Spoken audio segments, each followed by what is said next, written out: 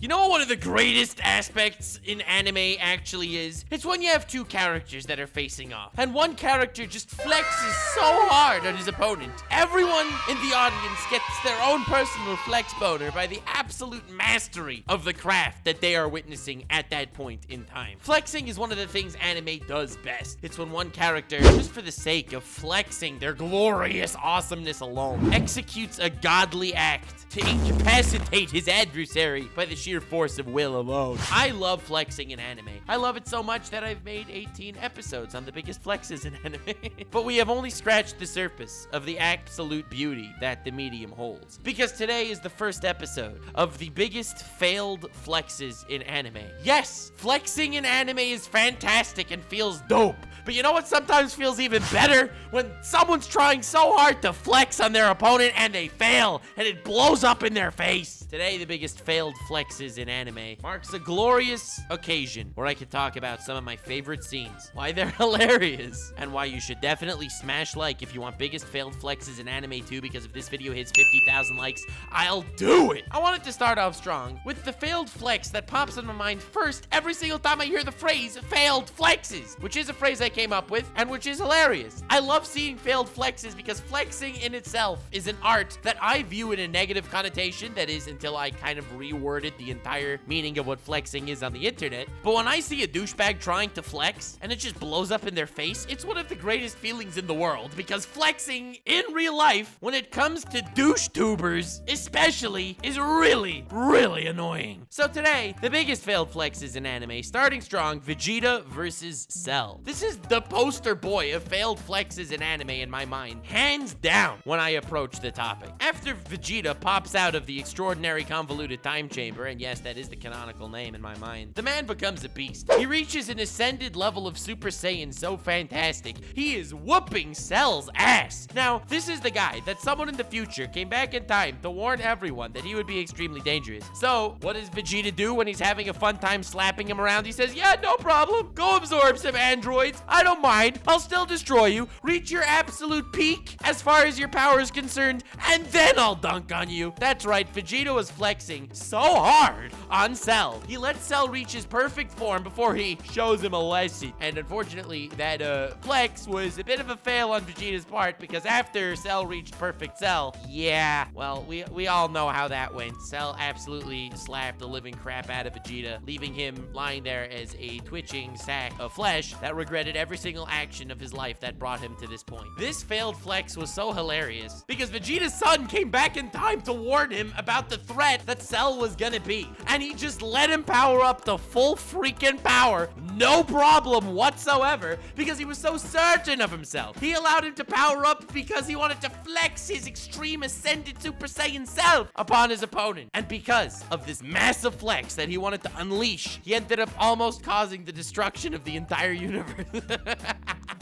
I love this scene so much. It's the absolute cockiness of Vegeta that got him bitch slapped around where he couldn't have regretted his decisions more. And not only that, but Goku and his son, like the 10-year-old Gohan, involuntarily flexed on Vegeta by being stronger than Cell. Dude, I love this failed flex. It's hilarious. And the fact that he did it all to flex on him. Oh my god, it's amazing. It's beautiful. I love this so much. Anyway, next failed flex. I think we're all relatively aware of this one. It's Aizen's master plan. So I've talked about Aizen's master plan several times in the past. I've talked about why Aizen's amazing in the Soul Society arc, in the Quincy arc, in the Waco Mundo arc. There's so much I love about Captain Aizen. Every time I think about the massive plot twist in the Soul Society arc, my underwear gets a little tighter, if you know what I'm saying. But the beauty of this man isn't only in his art of the flex, and it isn't only in the art of his overkill. It isn't only in the fact that this man is literally the anime Superman. It's like he takes off his glasses, swishes his hair back, and all of a sudden, this man is ruining everyone's day. But no, it's the fact that he also had one of the funniest failed flexes in anime.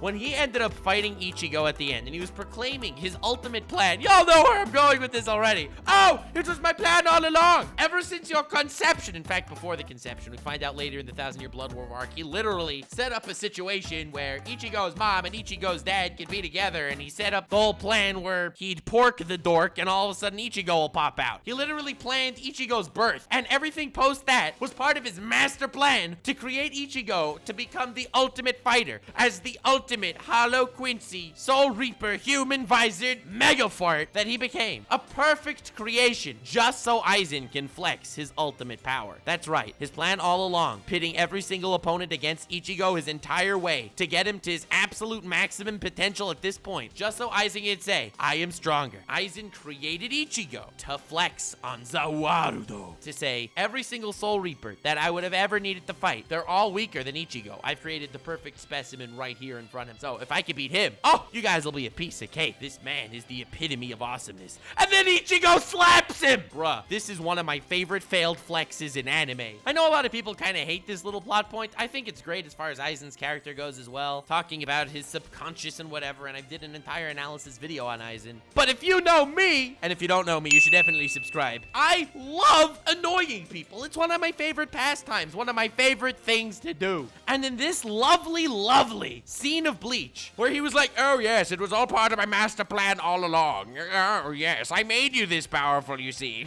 And then Ichigo slaps his buttocks. The fandom was like, bruh, what? You literally had this whole master plan to make him strong just so you could flex on him, and then he ended up destroying you? Bro! No! And it pissed off the whole fandom, which in turn made me extremely happy. That's right. That's how this works. Deriving pleasure from the agony of a screaming fan base is one of my favorite things to do, ever. So this kind of fit all the checkboxes for me. Massive flex, failed flex, annoyed the fandom, hell yeah! This is one of the biggest failed flexes in all of anime, and I love it. Next failed flex! Every One Punch Man villain. Bruh, I love One Punch Man. I love the extremely deep philosophy in every single aspect and blade of grass of the One Punch Man world. But another thing I like is the failed flexes, because every single villain that they manage to come across thinks he's hot fire. They all think that there's these perfect, untouchable specimens of amazingness that they will flex on literally everyone they come across. Deep Sea King beats some S rank and A rank heroes. The guy feels like he's the top of the world. The man flexes massively on everyone he can come across, and it just doesn't limit to him. It's every single character. Everyone beats some heroes, especially Genos. Poor Genos manages to get defeated by literally every baddie in the entire show. And then they're flexing their absolute awesomeness. Then happens to be Saitama was walking there. They try to flex on Saitama, and Saitama annihilates them most of the time before they finish flexing, which is hilarious. In fact, the Monster King Orochi, before fighting Saitama, is giving this whole speech about how he is the pinnacle of beings and whatever. And Saitama literally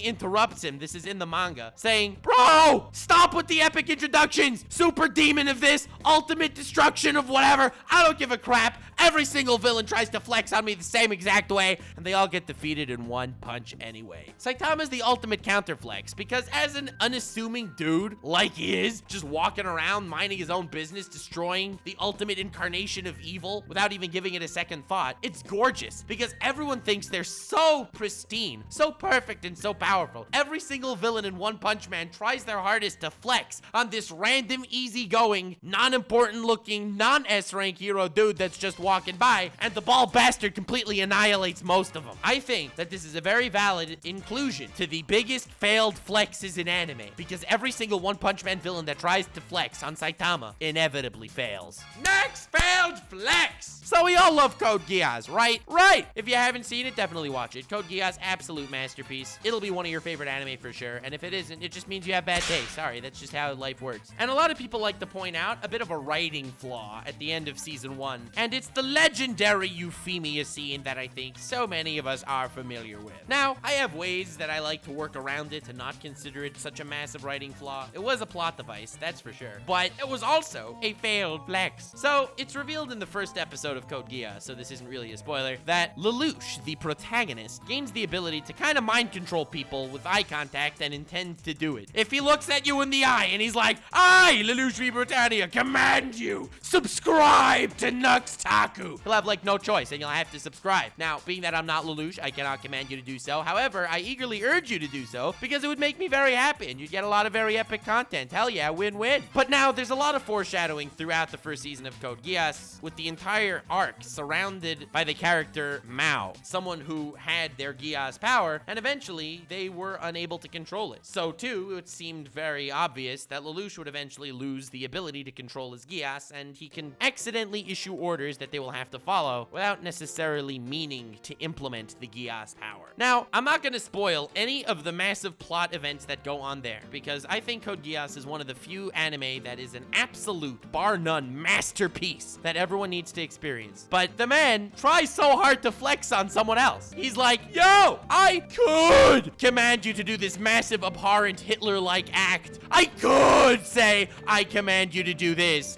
but I would never do that. I could get you to do what I want without commanding you to do blank. And that happens to be the moment where he loses control of his Geass, and he accidentally, due to him flexing the ability to command them to do something, he accidentally commands them to do that very terrible thing, and then they do it, and it's very bad and sad for literally everyone on the planet. Now, this is what I like to call a failed flex, because the fact that he was wording it like that altogether, he was basically flexing, saying, I could command you to go murder school children. And then they're like, must murder school children. Yeah, that's what I call a massive failed flex. I'm sorry, it definitely counts. Next failed flex. And it's Estarossa versus Escanor from the 7 Deadly Sins, and it takes place in the 2nd season. So, when I started my biggest flexes in anime series, which is definitely something you should check out if you don't know about it, it covers like most of the best moments in anime. I started it off in the first episode strong, talking about Escanor. This man is the literal embodiment of flexing. I love him so much. 7 Deadly Sins is kind of a godsend just for this man alone, aside from the other amazing characters that it features. But Escanor flexes a lot. He's the lion sin of pride, and well, he definitely lives up to that name. It's become such a meme, especially in my community, that someone uses their powers on him and it's like, you will never defeat me. Your son was swallowed up by my darkness. Your son was swallowed up by my darkness? Who decided that? And the who decided that line became so goddamn amazing. It could shut down any argument at any point ever. I mean, look at it this way. Atheist versus theist. Atheist said, there is no God. Theist says,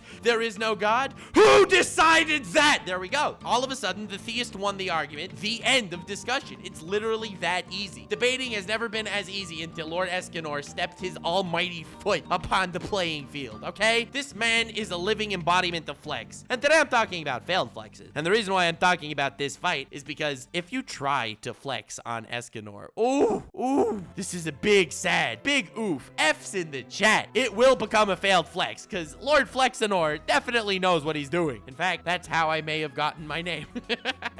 I love this community, and I love Escanor. So in this fight, Estarossa versus Escanor, Estarossa is a very conceited individual. He has 3 powers going for him that makes him feel like he's pretty invincible. He's like, well, my first power is anyone that hates me and bears any hatred towards me cannot actually affect me with their attacks. And being that I just, killed your best friend, you probably hate me, so you won't be able to attack me. That's 1. Pretty broken, I know. His second power, I control ultimate darkness shiz. So being that your attacks are sun attacks, I can just block out the sun with my darkness. Literally as easy as that.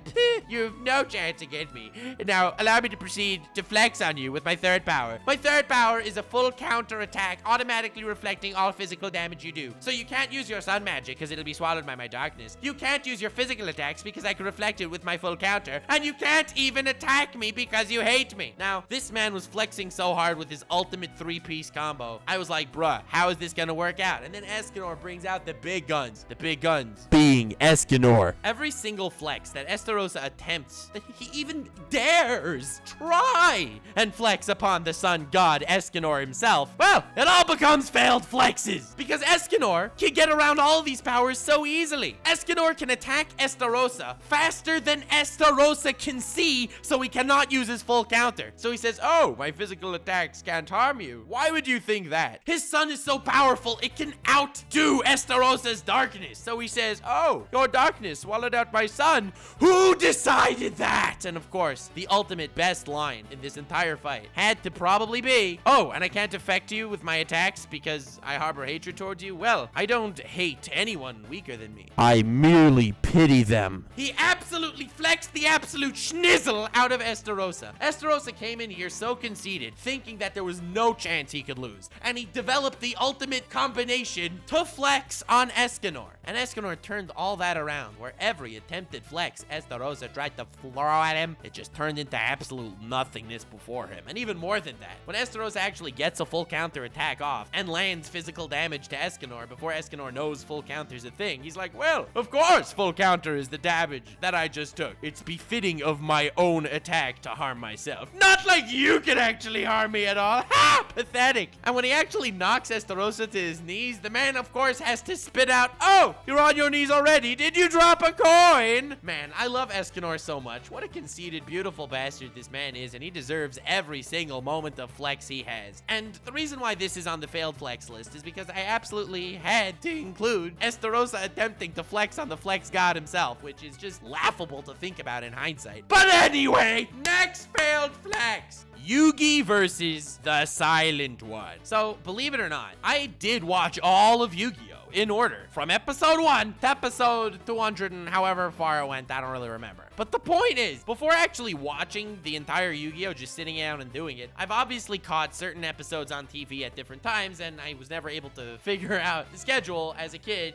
when Yu-Gi-Oh! Is gonna be on the telly. I could be mistaken, but I believe the first episode of Yu-Gi-Oh! I ever watched was Yugi versus the Silent One, and it stands today as one of my favorite battles in the history of anime. I love it so much. You got Kaiba smirking in the background, Mokuba having absolutely no idea what's going on like Mokuba happens to do over the entirety of the series, and you got a battle of wit and mind. Yugi was up against this dude with Slifer the Sky Dragon, an Egyptian god card, a card so feared. How is Yugi gonna get out of this conundrum he's found himself in? And bruh, he wins with big brain alone. I love Yu-Gi-Oh! Early Yu-Gi-Oh! Was an absolute treasure, and this fight was so much of the beauty that it actually held. I'm sure all of you remember it as well. If you've seen Yu-Gi-Oh! It's one of those really standout moments that's just, oh, beautiful. So, Silent One guy had this ultimate combo in play, and boy, was he flexing that combo. So, Slifer the Sky Dragon's ability, I'm gonna go through this quickly, is it gains 1,000 attack for every single card in its controller's hand. And also, it automatically destroys any monster summoned to the field with 2,000 or less attack. Now, this is great, but it's not always easy to get so many cards in your hand unless you have the ultimate combo that the Silent One put into play. He had Ugly Slime Thing that would automatically get summoned back whenever it's destroyed. This card that whenever one of your monsters is summoned from the graveyard, you get to draw 2 cards. And then another thing that whenever one of his cards would be destroyed, it would destroy Slime Thing instead. So it would create this crazy combo that whenever Yugi actually wanted to attack, he'd end up involuntarily attacking Slime Thing, which would destroy it, bring it back, his opponent draws 2 cards, Slifer gains 2,000 more attack, giving him this crazy, ultimate, unbeatable strategy, and the 4-card combo that will be forever remembered as a freaking ridiculously broken plan, and Slifer was terrifying. So Yugi, with big brain alone that he manages to hide in that lovely, luscious amount of hair that he manages to get into that shape every single day, came up with the crazy counter strategy of a lifetime. He used the card to take control of Revival Jam, and when it gets summoned to his field, Slifer destroys it. And it gets resummoned from the graveyard, but this time to Yugi's field. That's not how the actual rules work in the actual card game, but that's how it worked in the anime. We don't need to ask questions. It got summoned back to Yugi's field, Silent Guy drew 2 more cards, Slifer's getting even stronger. But when it automatically gets summoned back to the field, Slifer destroys it again, and it automatically comes back. So the guy draws another 2 cards from his deck, and so on and so forth. It trapped his opponent into an ultimate loop, where it would get summoned, get destroyed, he'd draw, get summoned, get destroyed, he'd draw, until eventually he draws out of cards in his deck, and he has no cards left in his deck. That is one of the ways to lose a duel in Yu-Gi-Oh! Now, the reason why this scene is so amazing is not only because of the big brain at work that made me fall in love with Yu-Gi-Oh! Altogether. Not only was it that the stakes were through the roof, which also keeps you on the edge of your seat through a Yu-Gi-Oh! Duel, but it was the glorious fact that it was a failed flex. While Silent One dude was drawing cards for Slifer, he felt like he was on the top of the world. This man was flexing on Yugi so hard, telling Yugi, bruh, you lost, look, I'm drawing more and more cards. You suck, look how strong my dragon is. You can't even summon anything, ha! And even when Yugi took control of Revival Jam in the beginning, it didn't dawn on him that it was an ultimate card loop until he loses. It was even funnier because as it would die and get resummoned and die and get resummoned, he would draw more cards. Slifer would have like billions of attack, and he just continued laughing and mocking Yugi at the ridiculousness of this move. His Slifer's just becoming stronger. And then the flex turned into a beautiful failed flex at the drop of a dime when he realized he had no cards left in his deck. And that was the end of Yugi's adversary. This was one of the first, if not the first Yu-Gi-Oh! Episode I saw, and I was like, bruh, where could I watch more of this show? show immediately. Then I finally found the lovely VHS black brick that I shoved in a VCR, and lo and behold, it was French. But I watched that French Yu-Gi-Oh dub, and I will never forget that time that Kaiba summoned the Dragon Blancs Yeux Bleus. It was absolutely terrifying, and I know the entire Duelist Kingdom arc by heart in French, and it's a little scary. But the failed flex of the Silent One was glorious, and I forever remember this as one of the greatest failed flexes in anime. And that brings us to the next failed flex, which is gonna be in the next episode of Biggest Failed Flexes in Anime if you get this bad boy to 50k likes. That's right, I have a bunch more on the back burner, but I feel like this was a relatively good length for a video. I hope you enjoyed this video. I actually had a lot of fun putting it together. At first when I thought of the idea, I'm like, no, there aren't a lot of failed flexes. I can't actually do this. And I was like, bruh, this is gold. I had so much fun looking at these failed flexes because as much fun as it is to see someone succeed through hard work and determination, sometimes it's also fun to see douchebags fail.